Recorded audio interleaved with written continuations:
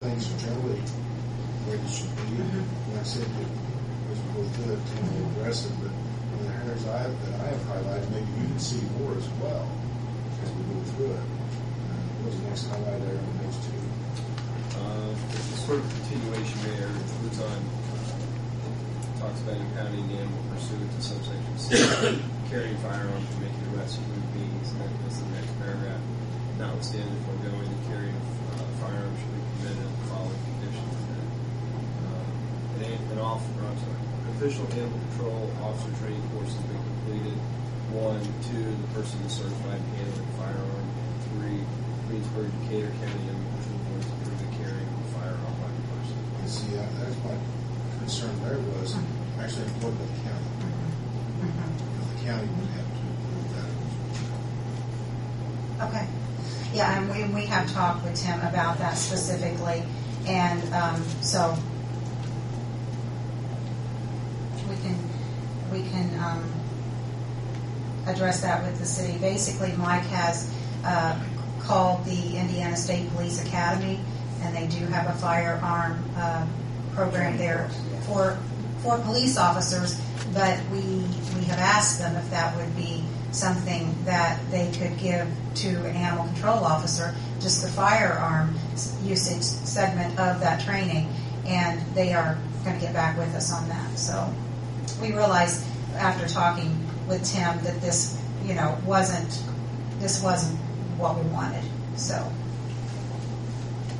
Just I guess extrapolate a little bit more. I mean, there's Sure. concerns. There's concerns. I mean, you have Mike's safety is Sure. one of the concerns, and then you have the concerns of just the pedestrians, people, in the area, and the city has liability exposure in the event that something goes wrong with an agent of the city or the county carrying a weapon that could discharge in a harmful manner. So, but then it goes back to Mike's safety is he's dealing with some savage animals at times. So that I don't know that there's a great answer to that, Mayor, but I think along the lines of what Mike's just done is seeing if there's a certification process that we can get from the state police academy, those sorts of things. Is going along is a much safer route from the city's perspective. Mayor, I think on page 3 under 90.02B, you've got number 1. You've got one such dog or cat is vaccinated and licensed. That's continuing on with licensing. I don't know if licensing is going to work. We've tried that before.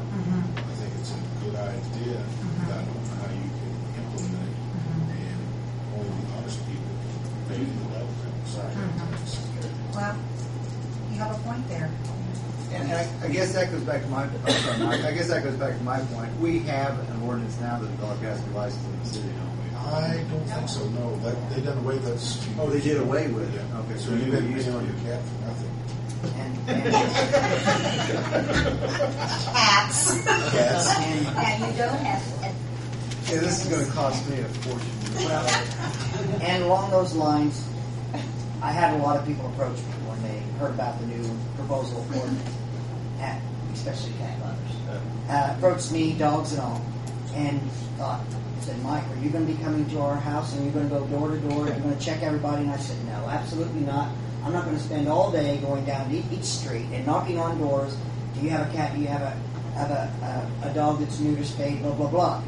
But when I get these calls, which are numerous through the day, through the weeks, through the months, and I go to these residents to deal with these animals, then I have the opportunity to say, is your animal, especially if they're a nuisance animal that I've gotten numerous calls on, and the phone rings off the wall at the department, people complaining and concerned and want something done about the irresponsibility of these owners. And so I get there, then I can find out, okay, has your dog, cat been neuter, spayed? What are you doing to show any responsibility at all? And then I have the opportunity maybe then to question about it.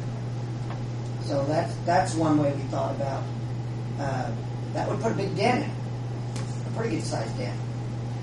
But to announce it, publicize it in the paper, and say for all citizens who own pets to, if they are not neutered or spaded, or whether they are or not, and then the fees for the licensing.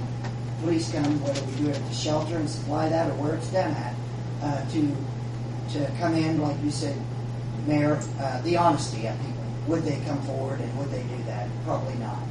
Not until a situation arises where I'm there at their residence and then I question them. I don't know what was your experience in the past, because what I see from this is that yes, the honest people will come forward, but then we also have a tool to use with the nuisance problems and the owners that are not being responsible. I mean, what was the... Yeah, my understanding, the way it worked in the past was if you, because I remember we used to have a dog and we had it licensed, and that was more or less voluntary. If you had a dog that was a nuisance or a dog that was running around and wasn't licensed, you could apprehend a dog based on that, rather than having to come up with something else. So it was a tool to use, and I don't object to that. Honestly, I've read this. I don't object to any of this with the current people that are going to be enforcing it. I mean, my concern is if you take this the way it's written, and someone else be involved and wanted to enforce it more strictly than I think it should be, that would be my concern. And I guess at that point we could amend it. Well, we do have a board that oversees, Yeah. and that board is very competent, I feel, and that now we have training. Our officer never went to training until Officer Acton was employed. Now we have training. Actually, there's 3 levels of that training. So, it's very, the training is very intense. It's a week long, and we learn these things, and we learn about legal, just like you were concerned with on the first page. We learn that you don't just do this or that. So, Where would the license fee go to? Would it go to the? It would go to the animal shelter. And actually, which page is it? It tells what those fees would be used for within the department. It's on page, is that an 8? It's on page 8. K, fines, fees, and penalties, number 1, would be directed by the Greensburg County Animal Control Board for purposes of providing medical care, spay, and neutering assistance, which we really want to do preventative. Really, right now, our department, with 2 full-time people, we service both the city and the county, and it's just we can't do it without volunteers, bottom line. We just can't, and we have wonderful volunteers. But if in prevention we could cut down the numbers of animals coming into our shelter by 50%, we would still be busy. And this is our goal, to get to these animals and get them spayed and neutered before they come to the shelter. Because really, in essence, that's really what it's going to take, I believe, to get these numbers down. Well, I think if you don't have some kind of a licensing thing, back to what Mike said earlier about trying to enforce something to the ones, the people that don't actually hear, or the dogs that are troublemakers. And we Well, have there's another situation that goes along with that licensing that this could solve too. I'm working on several cases where we have hoarders of dogs. Several cases where they have as many as 30 and 40 dogs on their property. Now, there's no reason for anyone to have 30 and 40 dogs on their property, especially when they don't have the financial resources to feed and take care of these animals. And if they had an enforcement of a licensing, that might really stop people from getting and hoarding all of these animals. It might really reduce that, where people will just have 2 or 3 animals, what they can afford. It'll help all the way around, and it'll make them responsible for.